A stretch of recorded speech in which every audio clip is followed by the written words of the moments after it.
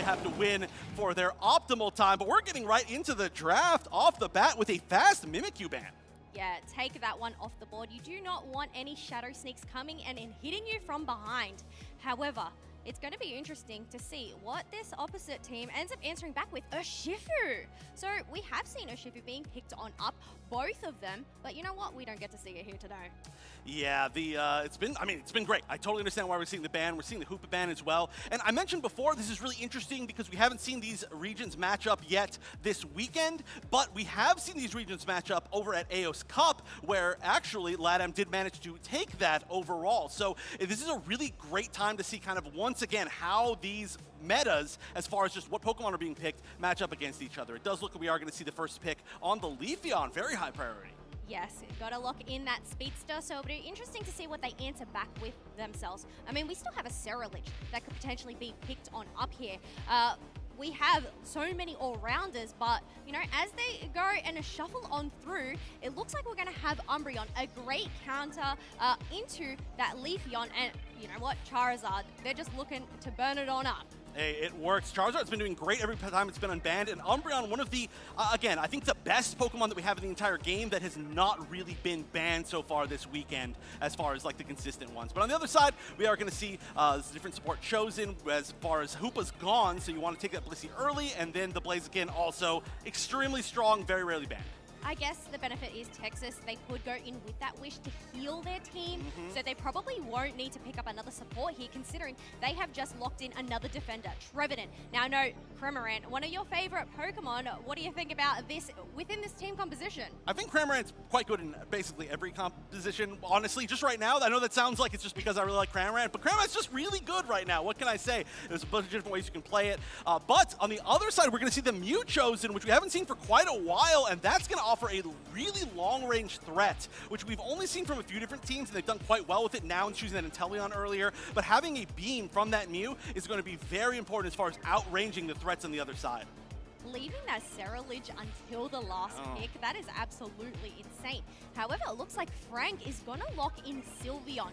So I'm wondering here, is this going to be that Mystical Fire to try and chase him on down, or are they just going to try and scream and shout and let it all out and hopefully wipe out the team with that Hyper Voice? I mean, Hyper Voice this is interesting, right? Because Hyper Voice can do massive damage to things like the Ceruledge or the Blaziken, who are going to kind of have to be within that front line, but also they can be really hard to lock down. So it's a really high-risk, kind of high-reward option right there. I feel like Mystical Fire is a lot safer. It's also going to make you a little bit tankier, but realistically, it's very hard to know. We can see some of the items on there. My guess is most likely it's going to be Mystical Fire, just with the being able to reduce some of that healing on some of the most important targets with the auto hit. But again, this is the nice thing about the team. You know what? We are about to head on into our first match here, Chef. Here we go. All right, exciting. Fennel, first time we get to see them on broadcast. Of course, previously ChampionLord. I cannot speak, against Tiburiones Rojos, formerly Giannis HG. So two teams that have completely new names, basically for Worlds. If you have seen them previously, you know why we're hyping this matchup so much. But immediately, they're going to be sending a lot of EVs towards that center pack. Look, the fact that they get their level 4 evolution there, you've just tried to get them online ASAP, and that way they can just dominate the early game. We have Sylveon already coming on up here, 3 of them lurking in that tall grass. Yeah, immediately. This is going to be a pretty scary situation.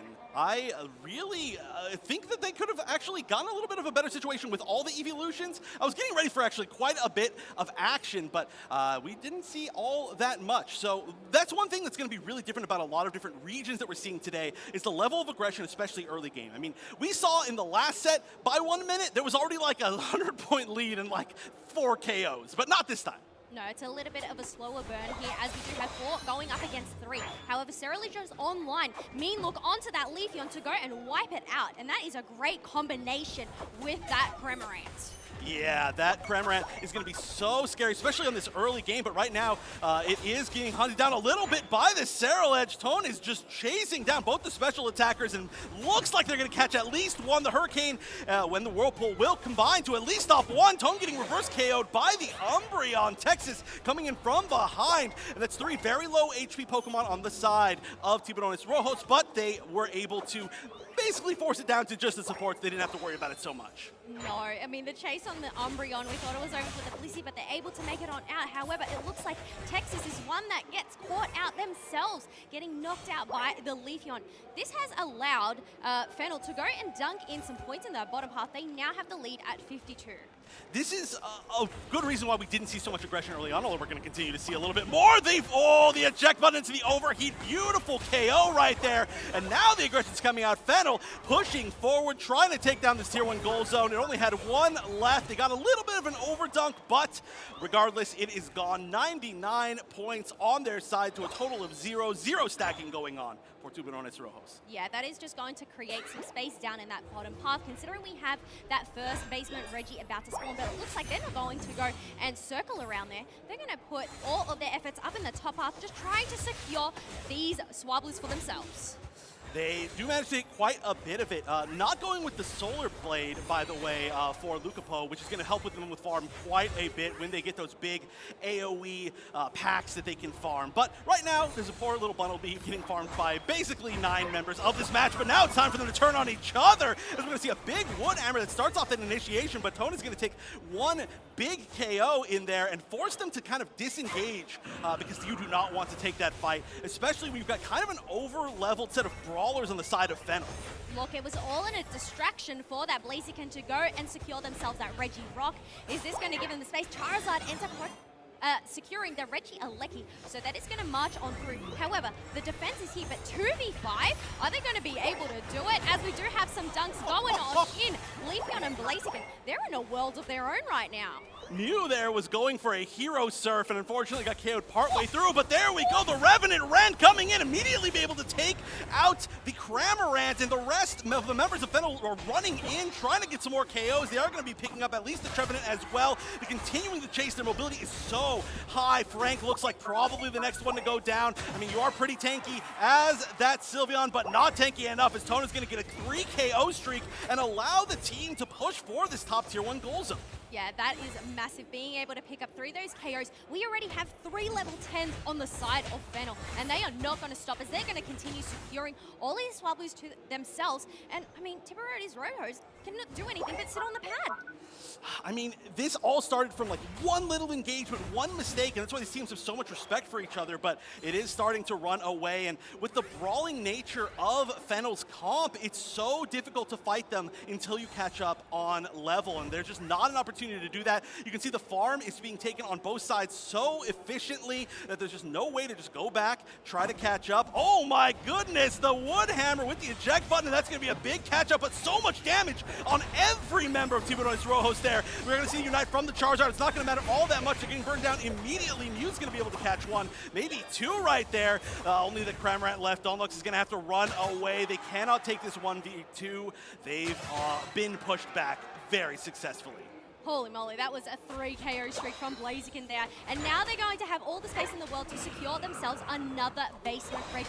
As you mentioned, Cramorant can't do anything but just go and try and secure some wild Pokemon, prepare their Unites. But it looks like they're going to circle around and try and take this Reggie Alecki, the Leafeon. They're the ones that are lurking behind. Are they going to try and get a sneak here? Oh, they might, but right now we are going to see everybody kind of shifting back. It looks like the Reggie Alecki is going to completely go uncontested to Tiburiones Rojos, but there will be a defense against it. Still, that's going to build a little bit of space. They do manage to catch Yume out and stop them from returning. They should be able to get that KO. A little bit of experience, only a level 10, not the biggest thing in the world, but every little thing matters when these teams are as close as they are. Tone trying to check that bush, but it's very hard to catch up to a Charizard being able to walk around while attacking. Roy is going to move in, be the one to initiate with the Unite from the Charizard, getting a lot of damage immediately, taking down P in just a split second. Big curse as well, and that's going to be really well fought. Oh no, I'm sorry, there was a little bit of support in there as we're going to see Tone go back in, trying to catch Donlux on that Cramorant. There's a lot of CC, but still manages to find the target, while in the meantime, we're going to see one more KO coming out from Leafeon. So Lucapo going to take up Frank as well, and now only one member left for Tiburiones Rojos. It was looking so good for them, but the turnaround. It's just Unite move after Unite move constantly from both of these teams. However, Fennel have just locked in their third baseman, Reggie, for this match. Being that Reggie Rock, and it looks like they're going to try their luck at breaking this top tier 1 pad, as we do have the members of Rojos jumping on the pad, but unfortunately it was just a little bit too late with that defense, and it is gone. We also did see Donlux use that Cramorant Unite very late there at the 3-minute, 10-second mark. They've got to make sure that they have it back for that final fight, and unfortunately just wasn't able to defend that goal zone like they wanted. So not many targets left for Fennel in this match, and with only 50 seconds left of the final stretch, I do expect that they're going to be farming a lot. Roy moving in, trying to steal away some of that farming, going to do it quite effectively, actually, as we're going to see a lot of Fennel go down for this final, second to final objective song. We'll see a Regieleki as well. They're going to be taking that uncontested. Yeah, a Reggie Rock just to go and given that speed, special defense and defense buff. So going to be a little bit more tanky. However, it looks like Rojos are going to go and secure this Regieleki for themselves. Fennel are nowhere in sight. Instead, it looks like they're looking for that positioning.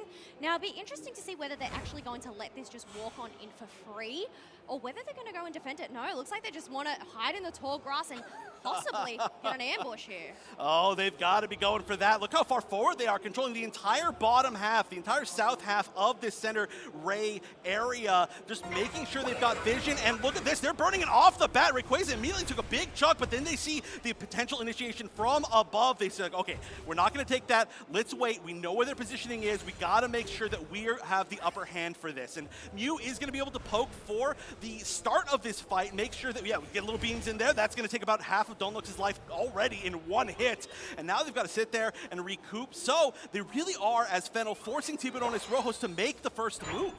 Yeah, it's just that Light Scream Solar Beam combination, chipping out so much HP. However, Cramorant was able to retreat back to base, get that full HP underway. But the thing is, Tiburiones Rojos, the ball is in their park. They're the ones that have to make the move, considering they're the ones behind in points. Basically, a great overheat charge to just go and deplete majority of that HP. But the defense to go and protect Froy there from that Mew basic attack. I mean, they're playing really well on Tiburiones Rojos' side. They're not allowing themselves to get picked off, but the problem is they need to take a risk. They need to put themselves in that position now. There's only 55 seconds left. They've got to score. They're behind by over 150. They've got to make something happen. So Froy's going to be moving in, uniting on the back line onto that Blaziken. First thing to go, being able to fly over that pit's going to be very useful. A lot of unites being used on the bottom right side. Tone getting very, very low, but managing to get out, getting a lot of healing with that blade. And now they're going to be closing in on the rest of the members of Tiburiones Rojos, picking up one by one. Final hit of the Rayquaza as well. And that is a full team wipe. Yeah, and there is no stopping the dunks that are about to come on through. Some KO streaks coming on out as well as the Hundo Burgers right on in to that home base.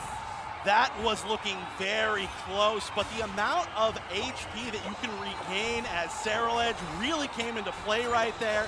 That's one of the big reasons why it's so strong, but Fennel taking full advantage of that with a great showing is going to be taking game number 1. See them, they're going to do for themselves as well, as the crowd also gives them, and Ceruledge are just so much of a threat right now. Right, and we are going to be going into the draft, and immediately, I think you have a sixth sense for the drafts, as you are going to 100% be correctly reading what the ban's going to be. Now, again, that may make you getting banned, and that's something that we have not seen pop off this weekend yet, but clearly the respect is there. I was going to say fear, but I don't think it's a little too far, is there for Fennel, as they're just immediately saying, no, you might even first pick that, but they'll leave stuff like Ceruledge, which they clearly know is quite strong. Yes, exactly. They did not even need to think about that. They're going to lock that in ASAP.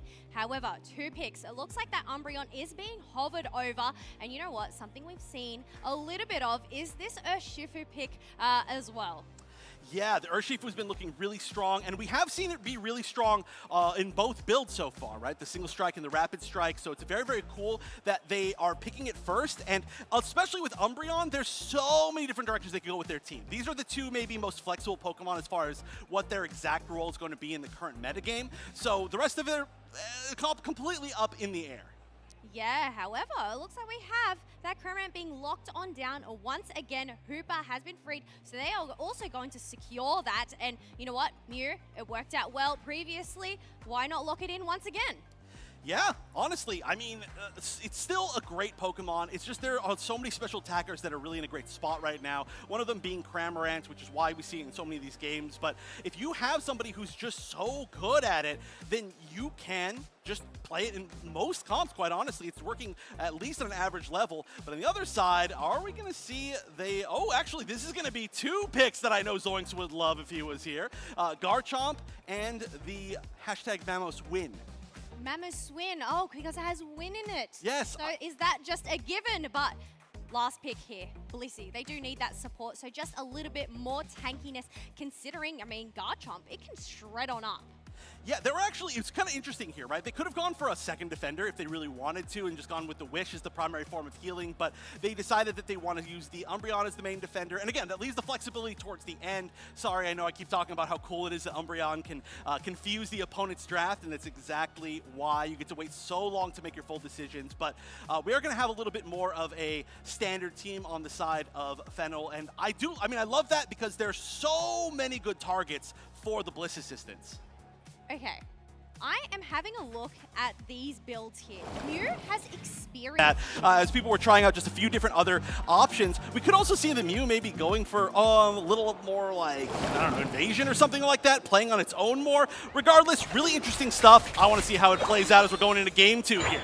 Yeah, Tiburiones, Rojos, they're going to be on the purple side this time around, and Fennel on the orange side. And look, that experience share, the light bulb is above the head. So I'd say they're going to prioritize that coaching maneuver this time around instead. I mean, I guess so. This is really going to be cool to see. I mean, of course, you don't have to be able to specifically heal or shield or anything like that to be a supporter. We've seen plenty of great Pikachu supporters going in for that steal and is going to be able to pick it up, by the way. Really good stuff from Texas. But yeah, the idea of a support Mew is so cool because it does not need that much EXP to become effective and gain all of its moves. It's like strong from the start. It really kind of owns a lane, which is really cool. Yeah, but we are going to see a little bit of a tussle here up in the top half. We have Hooper being knocked on down. Umbreon has tried to just push back Patchy, and they are able to tackle themselves back to safety. Not a second KO for Fennel there. Right, but I mean, hey, getting anything is good early on. We saw in the last game it was very patient until one person was out of position, and already being able to get the KO is quite strong. Lucapo is moving in, and it does look like we're going to be getting that Rapid Striker Shifu, so we do know now for sure how they're going to be playing it, and they're going to have a great time right now trying to hunt down Texas. Oh, barely going to get away, but hey, look at that. We see a little bit of extra juicy EXP that they may want to try and steal later, or at least force them to take now. Oh, but it looks like they're going to try and steal this red buff away from them. Texas not able to out-secure them, grab themselves a Speed Berry, and they are on their merry way. Yeah, Frank this time on the Sarah ledge, going in for a little bit of assistance, but realizing it's a little bit too late. And so we are going to see the score at least a little bit more in the favor of Tiburiones Rojos this time around. Of course, they're not ahead, but last game at this point in the game, they were at 0 points. So they are at least getting a little bit more headway in what was already a relatively close game. It does look, though, like Fennel is going to be completely controlling the 8-minute spawn in the center. And just for extra XP, oh. Yeah, you got to take that side of Fries or side of Hooper. However, Patchy was able to use their Ice Fang there. It's stolen berry. Charizard ends up getting taken on down. However, Piloswine also ended up getting traded off here as, ooh, the reset from the Hooper. Ooh, yeah, barely in time, specifically for Domlux on that Cramorant using that surf. They were almost going down in that surf. They had to put on their flippers and swim out of it because that was very scary. But, of course, a great, well-timed Hooper portal is everything you need. Exactly. You got to time them perfectly. Try to get those resets. However, those birds did end up getting wiped on down. We still have no Unite moves. Oh, never mind. We have Umbreon who's able to secure their Unite move before these first objectives spawn. Oh, yeah, that's going to be really important. But they didn't have to back up. They are a little bit low, and that's going to be a big issue. So they could go in, try to unite, but with so many members of Tiburiones Rojos up at the Regieleki, they had to give it up, and they're going to probably be able to use this defensively right now, exactly there, potentially.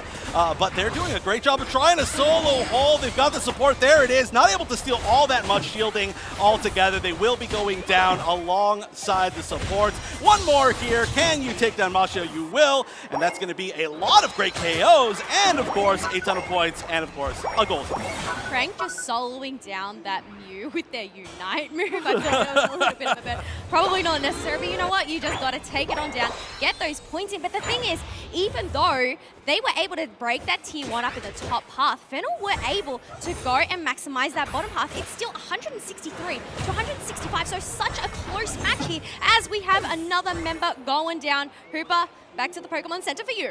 A lot of KOs here on Hoopa. Has definitely been targeted quite strongly by Fennel. We'll see if they can try to take this fight now that the Hoopa has to come all the way back. But they're going to push him way into the Flux Zone. That is super far. Going with the Unite, of course, you're not going to have to worry about getting slowed down. How far is Fennel pushing? Oh my goodness, they're going for a second goal zone here. They're like, we're not done with that. That's going to be 3 members down now. Tiburiones Rojos, they're going to be able to get a ton. 69 points, a nice amount into that second goal zone. Even more now. They're looking really close to taking that down. We're only 5 minutes, 30 seconds left in this game.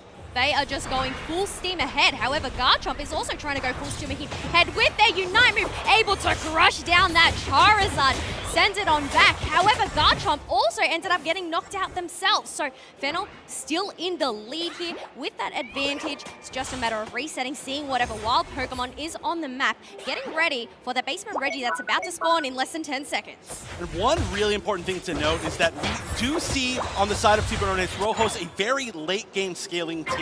One of the biggest weaknesses of both Garchomp and of Mamoswine is that you really need to hit their full evolutions, get those Unite moves before they become maximum threats. Right now, though, they're going for this Reggie Alecki, and it's getting melted down. I don't know if you're going to be able to get that steal. You're a little bit far away. It's going to Tiburiones Rojos, but this fight is going to continue, even with the assistance of the Reggie Alecki. Tone's coming in with that Charizard from the back, going to be able to pick up the KO on Cramorant, looking for a second one on Patchy on the Mamoswine, and they are going to take it. Okay, they're taking a really long time to do it, but they do manage to get it, the double KO plus the Reggie Alecki, while I believe they're also taking potentially the bottom Reggie. That is one slippery bear there. Lucafro was on such low HP. The fact that they were able to get out of that and a steal from the Mew, the Reggie steal, as you would call it. So nice. 2 objectives for that side. Yeah, great stuff. So yeah, what I was saying was that the big spikes are being hit right now by Tiburiones Rojos, but then they lose 2 big fights, which is really unfortunate. I mean, the level lead is gigantic. At least 2 levels across the board. We've got 13, 13, 13, and the highest on the other side, we actually just hit 12, 11, 11. You know what? The fighting isn't going to stop here as we are trying to battle it out in this bottom tier 2 pad. Shifu just going in absolutely ham. Hooper is the only one remaining. Never mind, they have also been wiped out, and they're looking to secure themselves another pad. 163 to 381. This is absolute madness here. I am loving, I mean, there's still plenty of time to see it, but this support Mew and what it's done is really able to control that path and control the early game, and we've just had Tiburiones Rojos have to play from behind the entire time as Fennel is just in control and allows their own scaling Pokemon to do really well. I mean, just the fact that you have a Charizard, it does match up a lot of that late game damage that you can get from the other side, and they're like, okay, well, if we get there first, then what are you going to do about it? And honestly, the answer is I do not know, as we're got about 100 and I don't know. We've got a really huge, more than 200 point lead now for Fennel.